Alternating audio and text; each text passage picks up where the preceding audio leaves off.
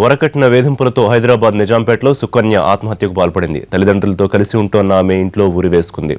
ఏడాది క్రితమే సుకన్యకు గుంటూరు జిల్లాకు చెందిన మహేష్తో పెళ్లైంది. గుంటూరులోని ఓ ఫైనాన్స్ కంపెనీలో మహేష్ ఉద్యోగం చేస్తున్నాడు. భర్త వేధిస్తుండడంతో సుకన్య కొన్ని రోజుల క్రిందట నిజాంపేటలో తల్లిదండ్రుల వద్దకు వచ్చేసింది. నిన్న తన బెడ్రూమ్లో ఉరేసుకుని ఆత్మహత్య చేసుకుంది. అదనపు కట్నం కోసం భర్త వేధిస్తుండడంతో తట్టుకోలేకే తమ కూతురు ప్రాణాలు తీసుకుందని సుకన్య తల్లిదండ్రులు ఆరోపిస్తున్నారు.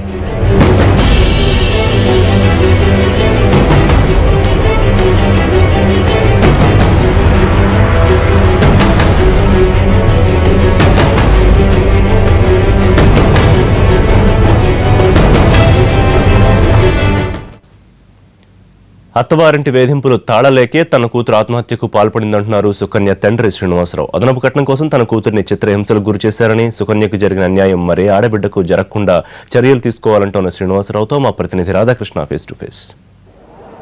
వరకట్న వేధింపులకు మరో యువతి బలైపోయింది. అంతరిక్షంలోకి మహిళలు దూసుకొస్తున్న ఈ రోజుల్లోనూ ఇంకా కట్నానికి యువతులు బలైపోతూనే ఉన్నారు. నిన్న నిజాంపేటలోని 7 హిల్స్లో ఉన్న శేషాద్రి బ్లాక్లో సుకన్య అనే యువతి ఆత్మహత్య చేసుకుంది. భర్త అత్తమామల వేధింపులు తాళలేక ఆత్మహత్య చేసుకున్నట్లు ఆమె తండ్రి అలాగే కుటుంబ సభ్యులు చెప్తున్న పరిస్థితి కూడా ఉంది. ప్రస్తుతం ఆమెకు సంబంధించి మనతో మాట్లాడడానికి సుకన్య తండ్రి శ్రీనివాసరావు ఉన్నాడు.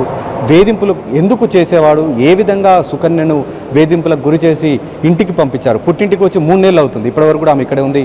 ఏం జరిగింది అసలు అనేది శ్రీనివాసరావు అడిగి తెలుస్తుంది. శ్రీనివాసరావు చెప్పండి, 3 నెలలు అవుతుంది మీ కూతురు వచ్చి, అంటే ఎందుకు కట్నం వేధింపులు ఎందుకు చేసేవాడు మీ అల్లుడు మహేష్? అలా తమ్ముడికి కట్నం వచ్చింది, బాగా వాళ్ళ తమ్ముడికి కట్నం వచ్చింది, నువ్వేం తేకుండా వచ్చావని అమ్మ కొడుకు ఇద్దరు కలిపి హింసించి ఆ పిల్లని నరక యాతన పెట్టించి కొట్టి రోజు కొడతా ఉండేవాడు.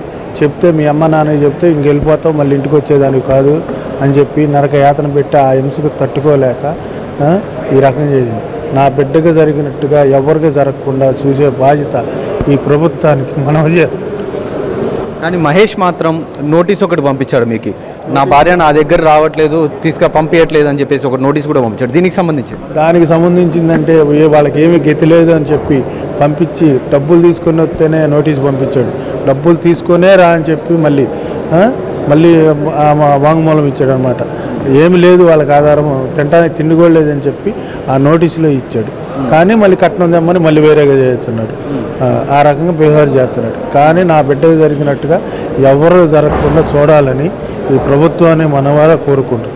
అంటే తమ్ముడు కట్నం తీసుకొచ్చినందుకు ఎక్కువగా మిమ్మల్ని ఇప్పుడు సుకన్యను వేధిస్తున్నాడని మీరు అంటున్నారా? అవును, సుకన్యని వేధిస్తున్నాడు. వాళ్ళ తమ్ముడు కట్నం వచ్చింది, నాకేమి ఈలేకపోయారు మీరు అని చెప్పి నరక యాతన పెట్టేస్తున్నాడు. ఆ పిల్లని హింసిస్తున్నాడు, కొడుతున్నాడు, ఇది చేస్తున్నాడు. కానీ నోటీసు పంపించి మళ్ళీ కట్నం తెస్తావా తేవా అని చెప్పి మళ్ళీ నోటీసులు పంపించాడు. పెద్దలు మాట్లాడేందుకు నా ఫ్రెండ్స్ ముఖ్యం కానీ నువ్వు నాకు ముఖ్యం కాదంటున్నాడు. ఆ రకంగా బిహేవ్ చేశాడు. నిన్న మీ సుకన్య మీతోటి ఎప్పుడు చివరిసారిగా మాట్లాడింది, ఏం చెప్పింది, ఏమన్నా మాట్లాడిందా? మీతో ఏమీ మాట్లాడలే. మామూలుగా రోజు ఎట్లా ఉంటుందో అట్లాగే ఉంటుంది. నోటీస్ వచ్చిన కాడి నుంచి కడుపులో పడింది, వెళ్తే ఏం చేస్తాడో సైకోలాగా. ఆ మనోయాతితోనే ఇవాళ ఈ సూసైడ్ చేసుకున్న సందర్భం. మొత్తానికి నోటీసులు వచ్చిన తర్వాతనే ఆమె పూర్తిగా మానసికంగా మనోవేదనకు గురైంది.